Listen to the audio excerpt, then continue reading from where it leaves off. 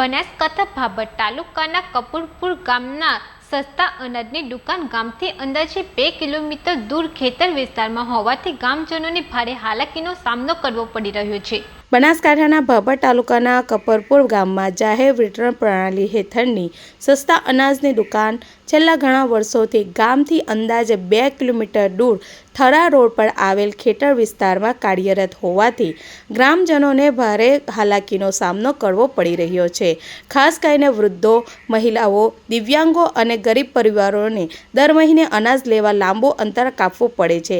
ગ્રામજનોએ જણાવ્યું કે ગામની બહાર આવેલી દુકાન સુધી પહોંચવામાં સમય, ખર્ચ અને પરિશ્રમ વધુ થાય છે।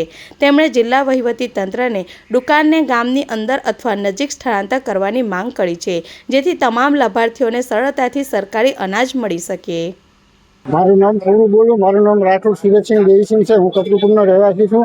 અમારા ગામમાં સસ્તા અનાજની દુકાન સ્વસહાય જૂથ ગોપાલક સ્વસહાય જૂથના નામે ચાલે છે। એ લોકો પહેલાં ગામમાં મંજૂરી લઈ અને ગામમાં સ્થાયી હતા અને હવે પછી કલેક્ટરની મંજૂરી લઈ અને ખાલી મકાન મિલકત નંબર જ ફેરબદલ કરેલ છે અને એ લોકો ખેતરોમાં લઈ ગયેલ છે। ખેતરોમાં અમે પૂછા કર્યું તો કે મારે કલેક્ટરની મંજૂરી છે, તો અમે મામલતદાર સાહેબ પાસે આરટીઆઈ માગેલી અને મામલતદાર સાહેબ જવાબ આપેલો કે અમે તો ગામતળમાં જ મંજૂરી આપેલ છે બદલવાની। કલેક્ટર સાહેબનો આદેશ છે, તે આદેશ અમને બતાવ્યો અને લેખિતમાં અમને જવાબ આપેલ છે।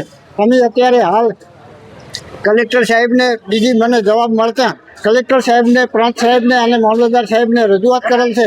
તારીખ 24/6ના રોજ અમે રજૂઆત કરેલ છે અને આજ દિન સુધીમાં યોગ્ય કાર્યવાહી કરી અને તાત્કાલિક ગામમાં લાવે એવું અમારું નમ્ર વિનંતી છે। અત્યારે ખેતરોમાં ચાલે છે, એટલે ખેતરોમાંથી જે મામલતદાર સાહેબને, કલેક્ટર સાહેબની મંજૂરી છે એના જ પ્લોટમાં લાવવી જોઈએ। ગામ લોકોને 2 થી 3 કિલોમીટર જવું પડે છે અને 20 તારીખથી 30 તારીખ સુધીમાં જ એ લોકો દુકાન ચલાવે છે। બાકીના 20 દિવસ ત્યાં દુકાન ચલાવતા નથી, એટલે વયોવૃદ્ધ, લૂલા લંગડાને તકલીફ ખૂબ પડે છે।